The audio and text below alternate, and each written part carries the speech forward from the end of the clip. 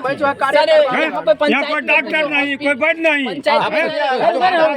Vote के लिए आपके बेसी हल्ला करने सभी डॉक्टर हैं। अरे सर पंचायत में कुछ हॉस्पिटल की कुछ परेशानियां हैं सर, बोलने के लिए दीजिएगा कि ना। अब उस हॉस्पिटल की कुछ परेशानी पे बताए ताकि क्या परेशानी है? परेशानी बस परेशानी तो गांव के आदमी आइए बाबा, क्या परेशानी है आपका? क्या परेशानी है सर हॉस्पिटल की? बनने वाला था यहाँ बताइए।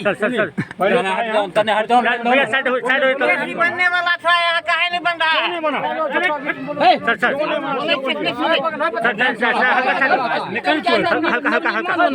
नया बनना था हॉस्पिटल। पीएससी बनने वाला था। ये सर सीधा डॉक्टर नहीं आता है। ए बाबू हटो, पीछे जाओ। पीएससी यहाँ बनने वाला था।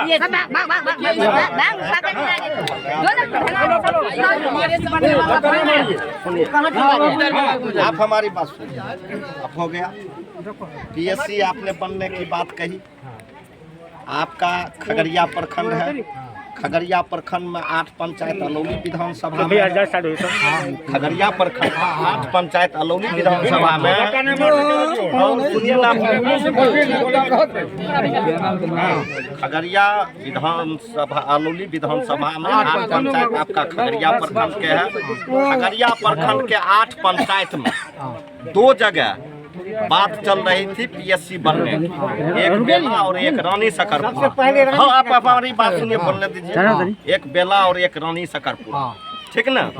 और बेला बनाना है कि रानी सकरपुरा बनाना है, वह हमारे ऊपर निर्भर करता है। आप कुछ नहीं बोले। सर ये बताइए, जो आपने क्वेश्चन उठाए तो कभी आप कंप्लेन इस मैटर में किए हैं? सुनो, हमारे अनुशंसा पर बनेगा, बेला बनेगा कि यहाँ बनेगा, वो हमको क्या करना। बिल्कुल सर ने आश्वासन दिया कि हम आगे इस बात को लिखेंगे और जहाँ तक होगा हम मदद करेंगे और बनवाएंगे। अगर आपके यहाँ प्रखंड बन जाए, आपके यहाँ हॉस्पिटल बन जाए, तो उससे और प्रखंड के लिए भी हम लोग इसके नेता जो हैं सर, सबसे पहले आपका डीएनएन टीवी में स्वागत है सर। सबसे पहले जो आज का ईद के मौके पे आयोजन रखा गया है, इस पर क्या कहना चाहेंगे? सबसे पहले तो हम अपने मुस्लिम भाई को ईद का मुबारकबाद देता हूँ। दूसरी बात रहा सरकार की बात, तो आप बीजेपी वाले हमारी तुलना करते हैं कि इमरजेंसी जब इंदिरा जी की लगी थी तो उस समय बहुत ऐसे अत्याचार हुआ। आज तो ऊपर से अधिनायकवाद हो गया मोदी जी का, और सिर्फ शाह जी के अलावा किसी की कोई सुनाई नहीं थी। नंबर 2 बात, हम एक चीज़ आंख से देख करके आए हैं।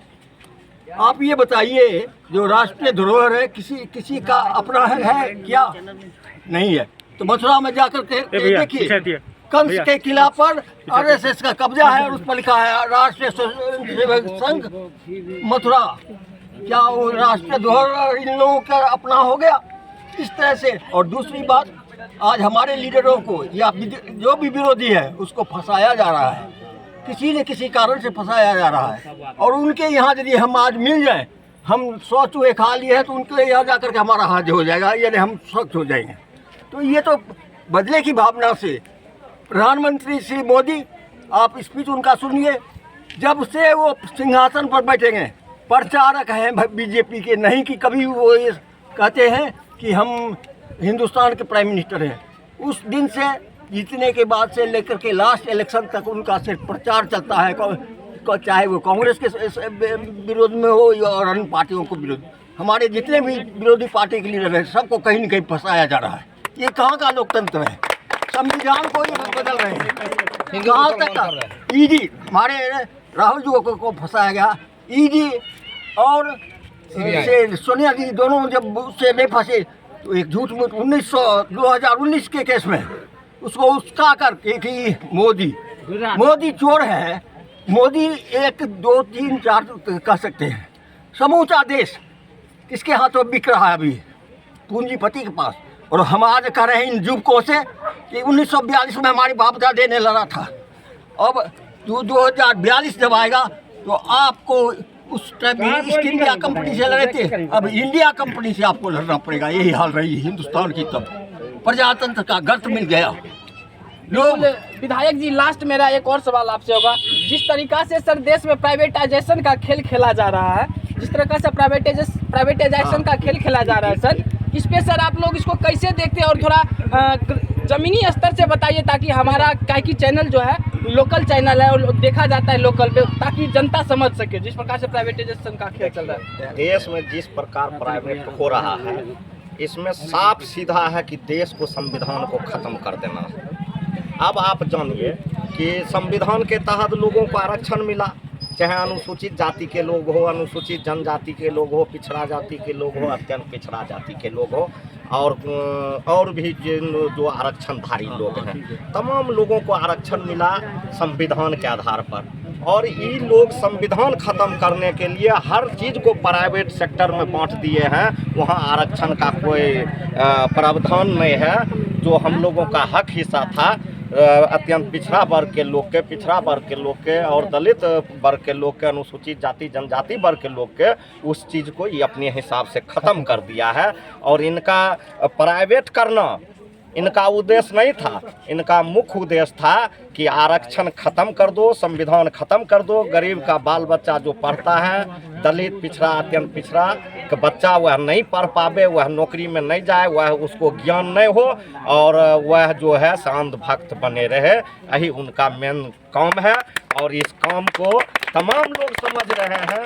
यह उनका सफल होने वाला नहीं है। वह जो चाह रहे हैं कि एक से एक हम मदारी वाला खेल दिखा के इस बार हम लोकसभा जीत लेंगे, वह इतना आसान बात नहीं है। इस बार तमाम लोग महागठबंधन के लोग भी हम लोग भिड़े हुए हैं और पूरे देश के लोग और पूरे बिहार के लोग इनको जान चुका है कि भारतीय जनता पार्टी के लोग सिर्फ झूठा बोलते हैं, सिर्फ अफवाह फैलाते हैं, नो काम करते हैं, नो काम करने के लिए देते हैं, आपसी भाईचारा सद्भावना को ख़त्म करते हैं।